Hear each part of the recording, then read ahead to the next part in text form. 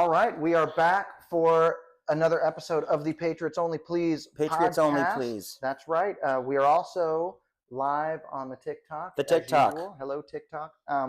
And it's been, man. We are good sports. God, just in the week, it's been crazy.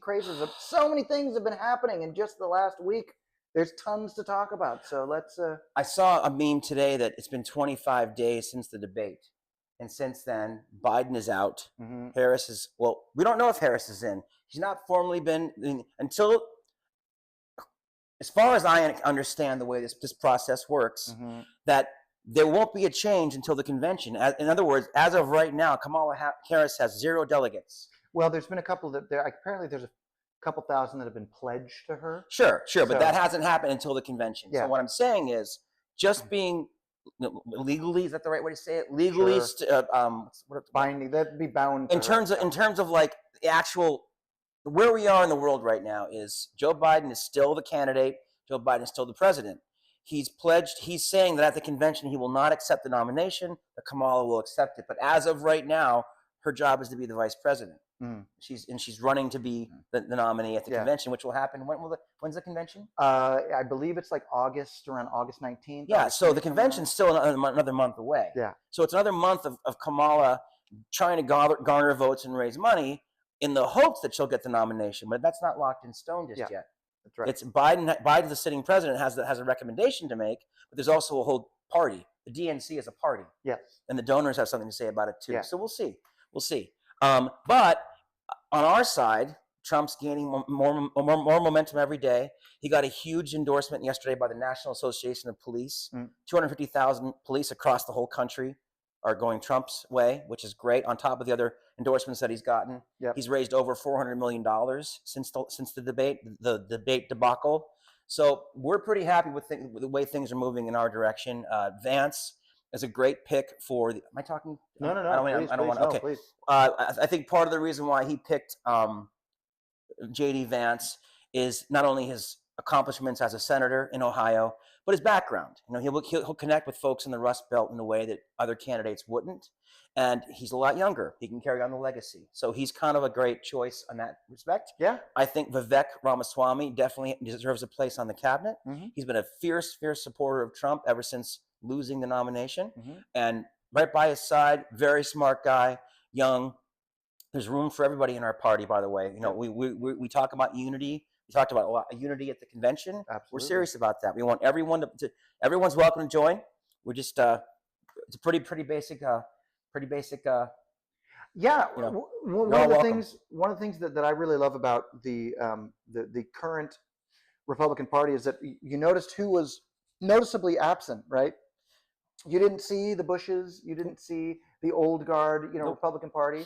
Nope. And I think that speaks volumes to, the people that are coming in now. I think you're getting a lot of the old libertarians and a lot of the kind of the Tea Party people that, from like 10, 12 years ago, who are starting to come in. So that's a way more diverse cross section of people. So you have, obviously the old white men like us, they're still, very much leaning that direction. But then you've got, people of all races and colors and creeds and sexual orientation and all that stuff who are all starting to join the party. I think it's become more of the party of the people and less the party of the elites, which seems to have switched from. The Democrats are definitely a party of the elites, and the Republicans are the party of the people.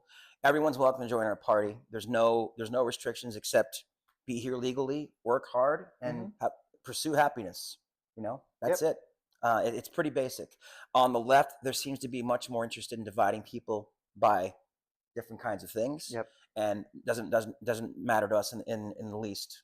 None of those things matter to us at all. Yeah, and it couldn't be any more evident than the way that the left is handling this Biden resignation. Look, obviously he went on television last night. He, announced to the country, but there was a little bit of weirdness during that whole situation. I mean, like through a tweet, basically on non-official letterhead on a Sunday night. Not during the news cycle. The night before, him and everybody else saying he's in it to win it, and it was a little suspicious, but without going down like any conspiracy rabbit holes, it was a little weird. And so a lot of people were questioning whether he even knew that the joke was like, oh, he's going to wake up tomorrow. Wow, he's in for a real surprise. He's going to find out that he's not running anymore. Yeah, no, I think he knew. I think what was surprising to me was that not Netanyahu flew here from Israel. His country is in the middle of a war for their very survival, and there were no formal delegates at the airport to meet him. That's VP Harris's job, by the way. Harris for president. Yeah, I know. VP Harris should have been there to meet him at the airport in the president's absence, and she should have also presided over the two parties when Netanyahu spoke. That's her job, to preside over Congress. That was an official. Netanyahu addressing Congress was an official duty that she shirked to go on the campaign trail. Mm-hmm. So never been a good vice president. Won't make a great president at all. Nope, not at all. And I think, honestly, listen, anybody who's watching this, I mean, thank you for giving us your time, and that's fantastic. But I think that anybody that's voting for Kamala Harris, you have to really look at what you're voting for. I think at the end of the day, you're just voting for, you're voting for a.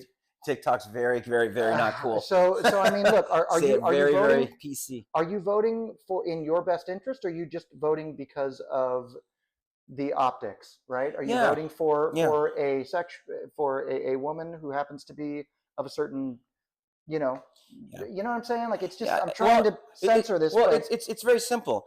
For 3.5 years, she was completely silent as the vice president. Mm-hmm. She's the border czar. The border's completely open. Mm-hmm. We know from her when she ran for president herself against Joe Biden, and since she's become vice president, she's completely cool with open borders, with cashless bail, all the things that are making the country weak and vulnerable. So she'd be an not awesome president. Yeah. And we support Trump for the exact opposite reasons. Yeah. He's strong on the border, energy independence for America, an economy that helps and lifts all Americans, not just people in the stock market, because most Americans are not in the stock market, unfortunately. People will say, what about 401ks? They're great if you fund them. You have to put money into the 401ks to make money from the market. Most people's incomes are getting eaten up by Biden inflation, which means rent, food, gas, all the expenses of living in the world. So they don't have extra money to put into the market or to fund their 401ks. So it's great the stock market is at record highs for people that can afford to invest in it, but that's not most Americans. Yeah. So Trump's America was stronger. It rose. Everyone did better. You can look at the numbers on the national. Go on the National Archives and check it out. That's a government website. So that's government numbers. I mean, listen, let's also not forget that we're doing a podcast for other humans. TikTok's great. Look, you tend to be way more optimistic about the stuff than I am, and I think that's great. Because we can't both be miserable and. I'm not miserable at all. We're going to win. I believe we're going to win, so I'm very happy. Yeah, I am holding firm to that. Thank you, Connie. Thank you, Connie. I'm holding firm to that. I think that all of those blue hearts that I'm seeing, ask yourself, honestly, what are you voting for? Are you just voting for somebody's gender? Are you voting because of somebody's color or race? Or are you actually actually voting with your best interest in mind? Yeah. What have they ever done for you is the question. What have they done for you? What I can't understand is, if you compare the numbers between Trump's presidency and Biden's, there's stark differences. The economy was much better under Trump. You had border security. Mm-hmm. I can click down the list, but it's just an emotional decision, and that's fine. But if it's based on facts, listen, I was a Democrat up until Hillary Clinton. I was a Democrat for most of my life. I voted for Obama twice, and it was an emotional decision. Mm-hmm. He wasn't a great president. I just liked him. So I voted for him, and I'm smarter now. I actually pay attention to the facts, and I pay attention to the policies. If you do that and compare Trump and Biden, it's a stark difference between the two candidates. Mm-hmm. And Trump was a way better president. America was better off, and by the way, the world was better off. If you noticed last night, Netanyahu, speaking to two chambers of Congress. By the way, Netanyahu got 58 standing ovations. He broke the record. Mm-hmm. The record of all time in this country, since they've been keeping track of standing ovations in speaking to Congress, was 26. Wow. Netanyahu got 58, mostly from Republicans. Mm-hmm. Democrats. Some Democrats didn't stand at all. But my point is, Netanyahu thanked Trump last night for his backing of Israel, for the Abraham Accords, for the peace that he was making in the Middle East, for making Iran unable to function, unable to fund Hezbollah and Hamas worldwide, which they've been doing for 50 years. Trump shut all that down with the most intense, what do you call it, when he stopped the money flow, the sanctions. Yeah. He I'm not sure if people are aware of this, but Trump actually didn't let China trade with Iran. He told China, if you trade with Iran, I'll put a 50% tariff on every single product coming into the U.S. that's made in China stamped on it. They stopped. So Iran was broke and vulnerable and on their own for 4 years. One of the first things Biden did upon becoming president was lift every sanction off of Iran. Yep. And here we are. Yeah. So better president internationally, foreign policy, Trump. Domestic policy, Trump. Yeah. Energy independence, Trump. Yeah. Economy, Trump. Border security, Trump. Back the blue, Trump. I can keep going. We've never been this close to the brink of World War III. All of our enemies are just kind of circling the wagons right now, waiting to see what happens. If we elect, the left, then I think that, they're just going to see the vulnerability and just dive right in, take their shot while they can. If Trump gets in, hopefully, I really think that they're going to be taking a second look at that. He's already started talking with other world leaders. I mean, Trump has already had the phone calls with Zelensky. He's been meeting with Netanyahu. Yep. He'll probably be, talking to, trying to broker a deal to finally bring the Ukrainian, crisis to an end. Those are things that I think that if you traditionally come from the left, I know a lot of people like, peace and love and the left and all this stuff.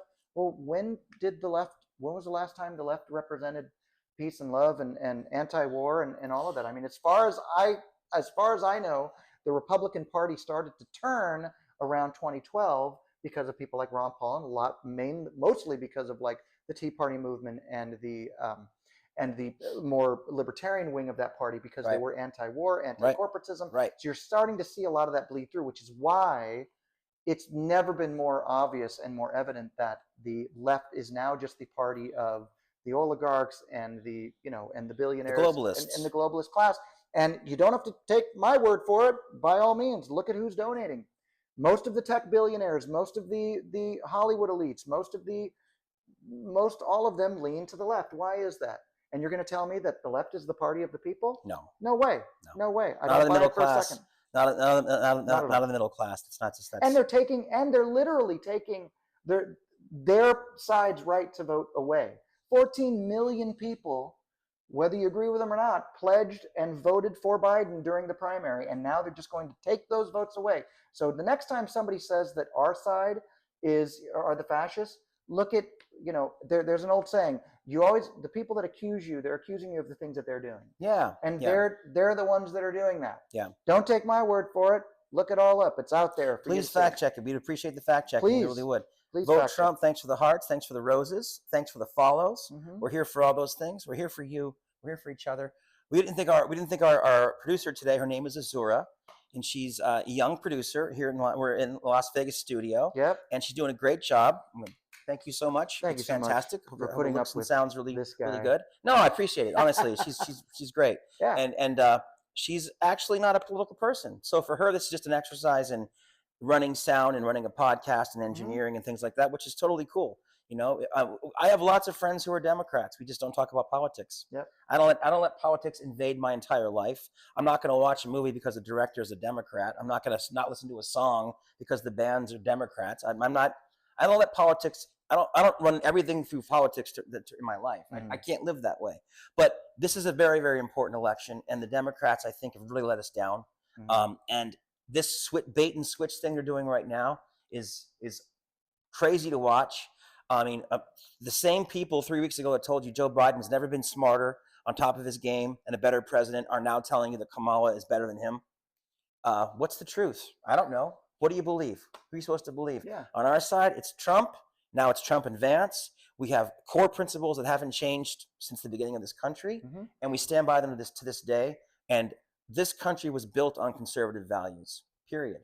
So it runs because of the way it was built and the way that the Constitution was written. Every person don't engage too much. No. Lots of trolling. But every single person that signed the Declaration of Independence and the Constitution were felons. Every single one of them were felons against the British Empire. So just keep that in mind. Martin Luther King was a felon. Malcolm X was a felon. Mandela was a felon. To their states. To our states, Malcolm X and Martin Luther King. In South Africa, Mandela was a felon to the South African government. Yep, over 20 years in prison. There've been 20 years in prison. There've been a whole lot of felons who've changed history in the right direction. So Trump being convicted in a New York court by all Democrats is a mark of honor on our side. So I just don't see. Look, I mean, I'm just going to put it out there. I don't see what their argument is. I really don't. What are you voting for? Well, they're not voting for anything. They're voting against Trump. Right, they're voting against Trump. So and that again, that's not something you can't really have you can't discuss that rationally. So you just accept it. I accept, and there's people on our side. They're going to vote for Trump. I had friends in the 2016 cycle who could not vote for Hillary Clinton based on her legacy of. Remember back in the day, there were websites about the people who had stopped breathing. Who'd been Hillaried? Vance Foster comes to mind. Yeah. Vance Foster, who was critical to give a deposition the next day. Thank you for the rose, Samantha. Thank you so much. Oh my gosh, look at you. Bless your heart. Thank you so much. Super sweet of you. Thank you so much. As you can see, oh my gosh, they're still coming. There's so many roses. They match the color of the hat. She knew it, Samantha. All Patriots are welcome here. We thank you so very much. Thank you so much. It's awesome of you. We'll keep the fight going. We'll keep resisting. I don't know what the rose means, but you'll tell me. I'll explain later. It's a smelling thing. Okay. Your phone turns into a rose eventually. You water it. Cool. Yeah, it's pretty cool. Yeah, that was just made up. Smell those. That was the one made up part of the podcast. Come for the politics, stay for the comedy. Stay for the jokes. Samantha, you rock. Please message me privately so we can connect, and you can come on the show remotely if you'd like. We'd love to have you. Oh, there's more stuff. Ooh, a UFO. Ooh, hearts on my face. This is incredible. What's happening? I don't know what's happening. Azura, what's going on? There we go. Azura goes, get back to the podcast, guys. Stay on point. She's very good at her job. Okay. Anyway, here's where we are. I think that Kamala has been a very, very, very, she's been, up until a month ago, she was polling lower than Dan Quayle. If you don't know who Dan Quayle is, please check that out. Thank you so much for all those red hearts. Dan Quayle was a very, very, very bad vice president to the first. Unpopular. Very unpopular with Republicans and Democrats, of course, under the first George Bush Sr. She was polling worse than Dan Quayle, according to people like Frank Luntz.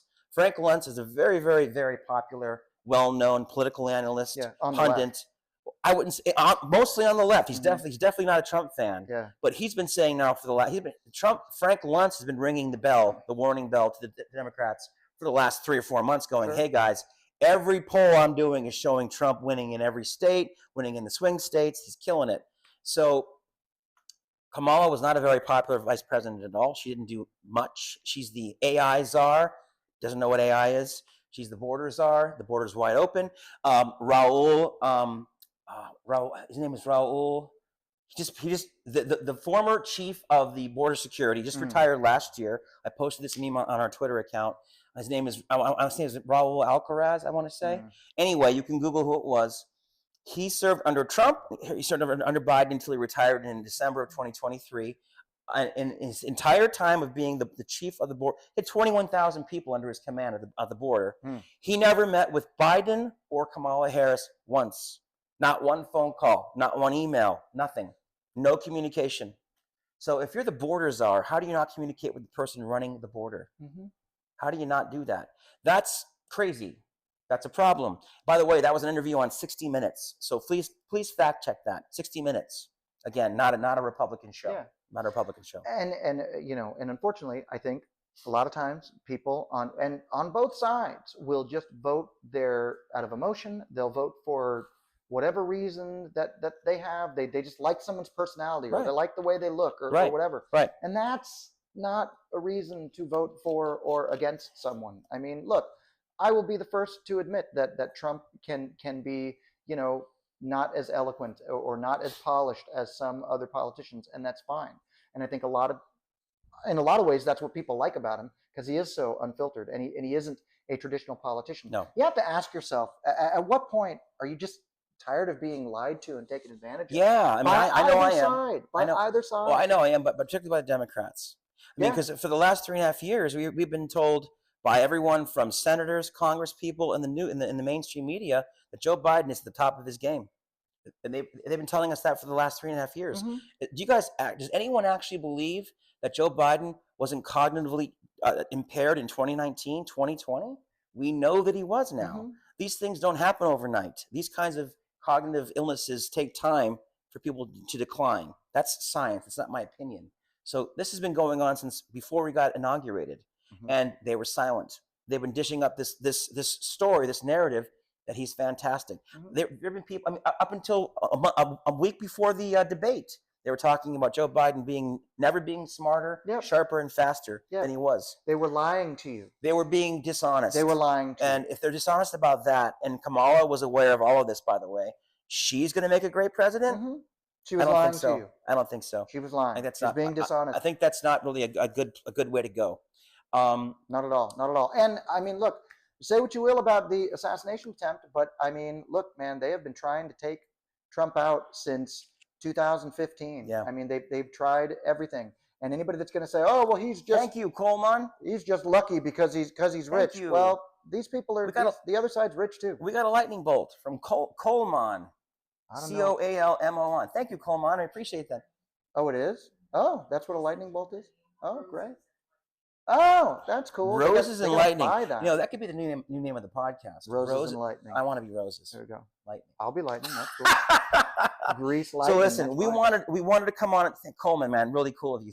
Look at this. Parties are happening. I don't know what any of that means, but it looks cool. It's a fiesta. It's fun. Thank you so much. We really, man, honestly, from the bottom of our hearts, we appreciate your kind attention and your thank you for the support. We appreciate that. We made some great tacos last night at my house. So Azura's going, stick to the script, guys. Yeah. So basically, here's where we are. The debate essentially was the end of Joe Biden's political career. I'm not overselling it. I don't think it's purely my opinion, but I do think that debate showed the world. It definitely showed the country that Joe Biden is not fit to serve. Joe Biden is not fit to be the president. And and everyone on the left knew that for a long time, and the mainstream media knew it too. And now that we go back and look at video of Joe Biden overseas, world leaders have been kind of helping him get to doors and kind of ushering him through hallways, and it's been kind of known around the world, except for the people that actually pay his salary, the taxpayers. So again, shame on the Democrats for that. Thank you, Coleman. That's so cool of you. Really, if you message me privately, I'll follow you on. Look at the hat. Hey, that's great. It's getting crazy. Cool. I like that. I'll follow you and support your lives as well. So we're very dismayed at the fact that the Democrats did this. I don't know. What do you call that? When you pretend the president's running the country and able to serve when you know that he's not. So deceptive and dishonest. So I don't think I'm in a position where I can really believe anything that party has to say about politics right now. What we need to do, in my humble opinion, is vote Trump back in. We know what kind of president he was. He was great. He'll be great again. He'll have one term to get things back to, let's say, reset back to zero. And then hopefully we can get Vance and Vivek and those folks to and some other folks to come in and can carry on the legacy of America First. I have no problem saying I'm an American First conservative patriot. Absolutely. Because that's what built this country. And that's one of the reasons why people still want to come to this country legally through ports of entry. We've got friends right now who are going through the process legally. Jeff's wife. My ex-wife. All came from different places around the world, went through the immigration system, slow and clunky and expensive as it is. But once you do that, you get a green card, you get a social security number, you become an American citizen. There's nothing, it's wonderful. This country is still the greatest place on the planet. It always will be, as long as we have leaders that that believe in America as well. Democrats believe in power for themselves, not America First. We need to vote for Trump, Vance, 2024. That's what we're here to promote. That's what we're here to talk about. Absolutely. And I know that your time today is pretty short. It's 2:50. A little bit. There's just, if I may, if I can leave, with this thought, I just wouldn't be too divisive with two things. No, I'm not going to be too divisive. But to all the blue hearts out there, bless your blue hearts. Love you to death.